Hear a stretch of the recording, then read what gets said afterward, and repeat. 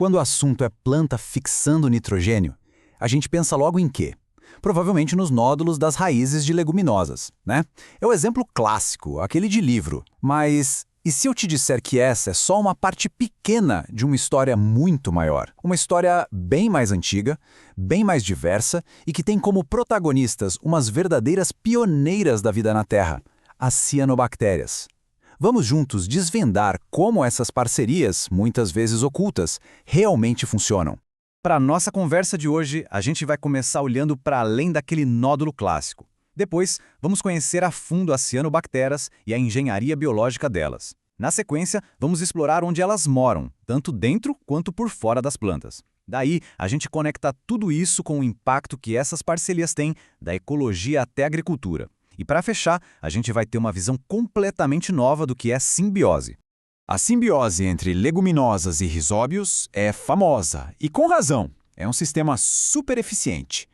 Só que também é um caso de altíssima especialização.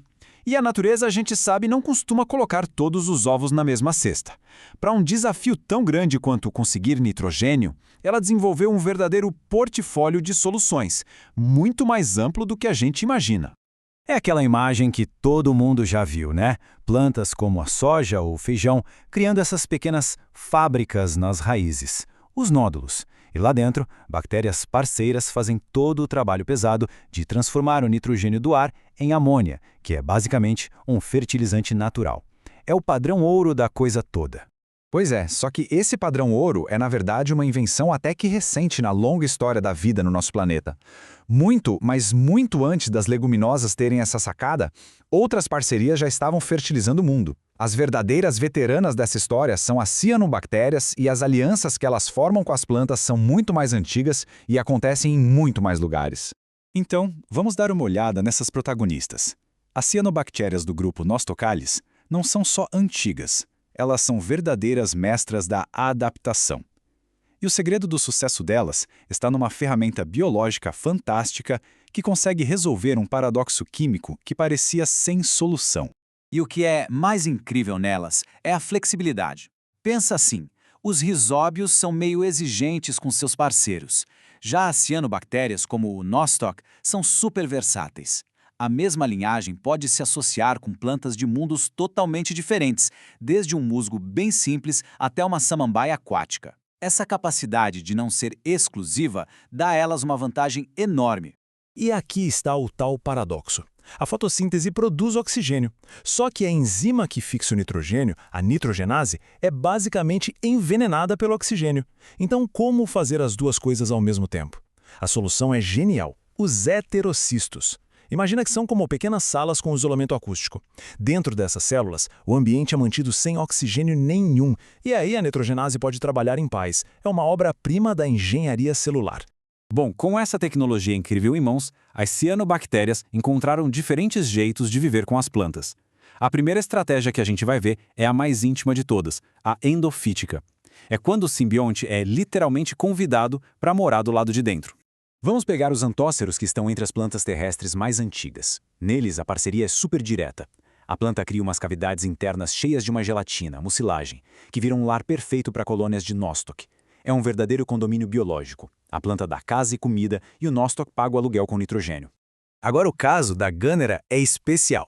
De todas as plantas que dão flores, as angiospermas, ela é a única que entrou nesse clube, que formou essa parceria por dentro. Ela não tem nódulos. Em vez disso, ela desenvolveu umas glândulas especiais na base das folhas que funcionam como portões de entrada VIP, convidando as cianobactérias para dentro. É um exemplo espetacular de coevolução. E quando a gente acha que a Gunnera é única, aparece a samambaia aquática azola e leva a parceria para outro patamar. Aqui, a cianobactéria não só vive dentro de cavidades nas folhas, como a relação é tão íntima que a planta-mãe já passa os simbiontes para os seus descendentes. É, literalmente uma herança de família, garantindo que a nova geração já nasça com sua própria biofábrica de fertilizantes. Mas nem toda a vida em conjunto precisa acontecer portas adentro. Existe uma outra estratégia tão eficaz quanto, onde a parceria acontece na superfície da planta. Esse é o modelo epifítico. Imagina o cenário, aquelas florestas enormes e frias do norte, onde o solo é pobre. O chão é todo coberto de musgos. E aí, vivendo na superfície desses musgos, as cianobactérias formam um tapete vivo, um biofilme. Elas não estão dentro, mas essa vizinhança é tudo. O nitrogênio que elas fixam escorre e fertiliza não só o musgo, mas o ecossistema inteiro ao redor.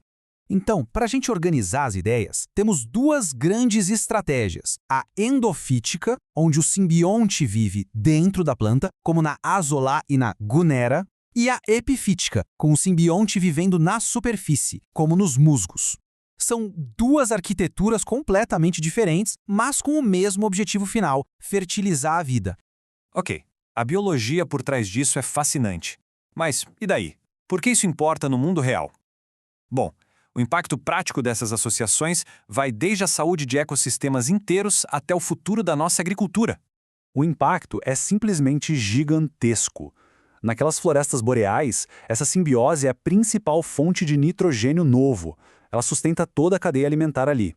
E na agricultura, o sistema da Azolla é um modelo incrível de sustentabilidade. Ele é usado há séculos em plantações de arroz como um biofertilizante vivo, o que reduz drasticamente a necessidade de usar fertilizantes sintéticos, que são caros e poluem. Então, quando a gente junta todas essas peças, fica muito claro que o modelo do nódulo na raiz da leguminosa é só a pontinha do iceberg. O que a natureza nos mostra, na verdade, é uma variedade imensa de interações e estratégias de cooperação.